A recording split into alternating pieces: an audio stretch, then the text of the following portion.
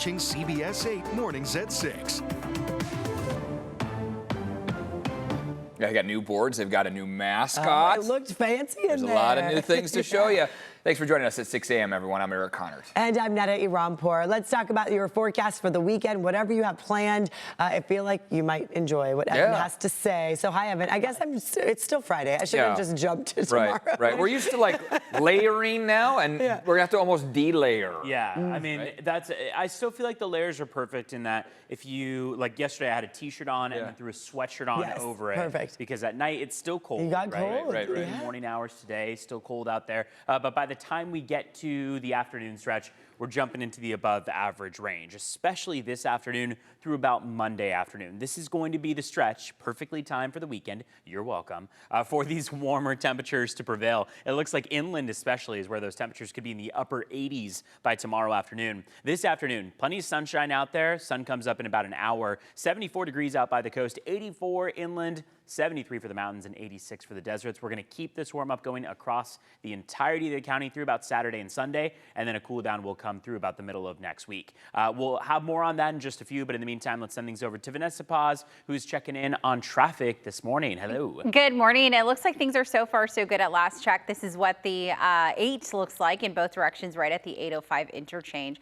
So far so good there. Meanwhile, this is 78 coming at your screen as that drive as you make your way in from the Escondido area headed towards San Marcos. It's still very dark and early. Things are really quiet. In fact, we're not tracking any major crashes nor delays. Anywhere between 65, 70 mile per hour speeds to get you in from the South Bay. It's full span of the Coronado Bridge, about 58 mile per hour speeds. Coming up a little later, though, we'll take a look at what your Friday travel times have in store. That's all ahead. So thank you very much. And now new this morning, a SWAT standoff is over in Kearny Mesa. San Diego police say a person was taken into custody just after 4 this morning. This happened at the Courtyard Marriott.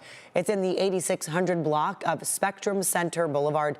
Police say a man who had been drinking arrived at the hotel last night around 8 o'clock. Police say hotel staff helped the man to his room, where then a fight broke out.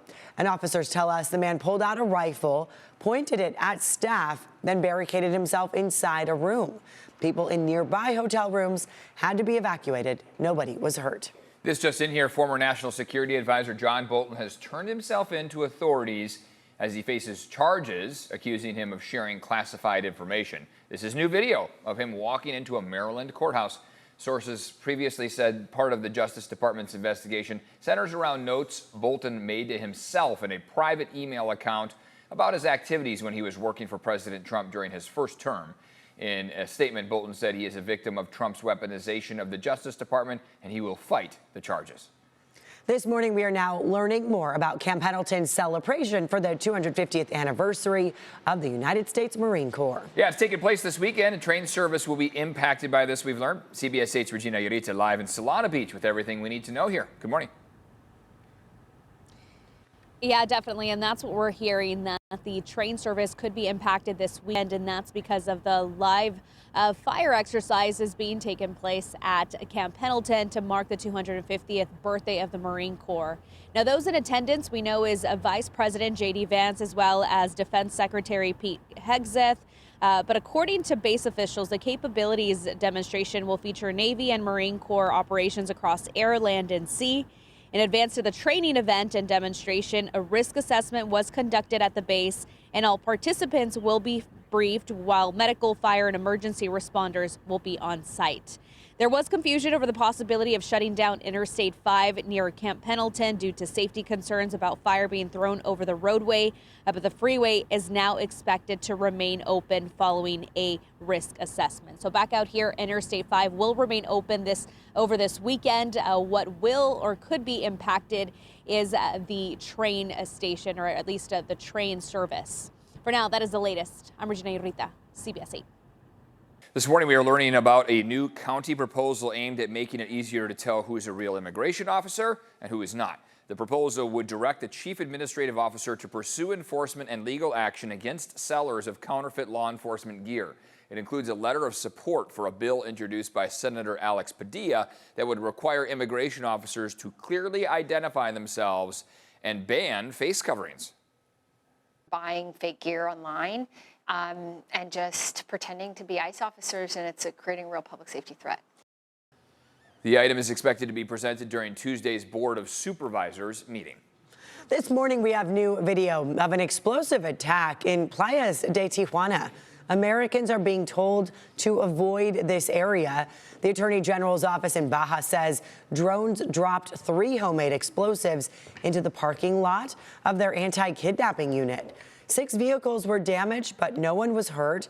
The AG says the attack may be a retaliation from cartels. Last month, cars were set on fire at district attorney offices in Ensenada and in Tijuana. The AG also says U.S. helicopters are now conducting regular flyovers right along the border. We'll enjoy the fall mornings because a little taste of summer are coming back here this weekend. Yeah, the change of summer, or the feeling of summer out there, is going to be in temperatures only, because we are still now waiting until almost 7 a.m. for the sunrise today. So really feeling like fall as far as our sunrise and sunset times, our day length as a whole. However, that ridge of high pressure that's amplifying over the southwestern U.S. is going to give us a nice brief reminder of what about 2 months ago brought us. So this is Mount San Miguel, looking great this morning, I will say. Westerly view is cloudless, so is our east-facing view. Current temperatures out the door, though, are chilly. Look at Mira Mesa right now, 48 degrees. Ramona's at 41, could be getting to the upper 30s. They did yesterday. 44 in Campo, 45 in Julian. Out by the coastline, mostly 50s. 55 right now in Oceanside, 51 in Del Mar, and 54 in downtown San Diego. Through the weekend, we have a beach forecast that you do not want to miss. I would say if you are someone who just loves getting out there and enjoying the sunshine and the warmth in your bathing suit by the beach, this is going to be a great weekend to re-enjoy it after what's been a couple weeks of cooler temperatures across the county. I mean, naturally, we've only been in the 60s in most cases, and 70s is normal for us. So just keep in mind, we are only slightly above normal, but I think following that early week storm, an early season storm that came through Monday, Tuesday, we are finally starting to see the reminder of why we all love San Diego here. And there's also a lot of greenery now that's starting to explode out there, where we're starting to see a little bit more of it, those beautiful green tones, thanks to the rain we got.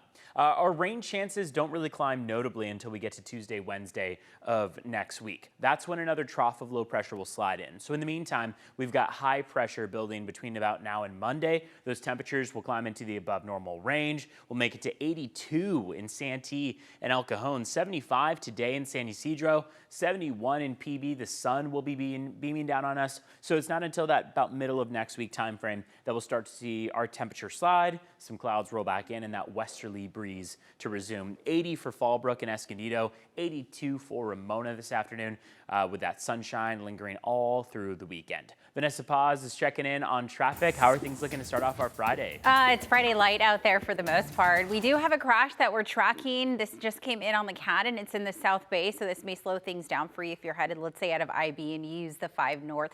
It's right at 8th Street as you make your way towards that 54 connector. Meanwhile, as we take a look at speeds, so far so good on both the 5 and the 805, anywhere between 65, 70 miles per hour. We're averaging about the same full span of the Coronado Bridge, a little slower though, 58 miles per hour there. Full speeds coming out of the Santee as well as the La Mesa Grossmont area. And here's a quick look at what you can expect if you're traveling out of Oceanside or Escondido this morning. Travel times are looking really nice. We're all in the green, and green is what we typically would love to see, anywhere between 12 to nearly 30 to get you southbound in from Encinitas as well as Escondido. Full span of the 78, some light brake tapping as you make your way through Nordal, but it looks like those speeds start to increase once you get towards San Marcos. 5 to 7 minutes on the 94, the 8, as well as the 52 this morning. And here's what it looks like as you make your way northbound out of the South Bay, San Isidro to the 94, about 15. 54 up to the 8 near the Point Loma area will take you about 10 minutes, and under 5 full span of the Coronado Bridge. All right, 6:09 at the time. Let's go ahead and see what's happening in terms of your border wait times. We're tracking about 2 hours coming in from San Isidro's port of entry and about an hour and a half coming in from Otay Mesa at last check.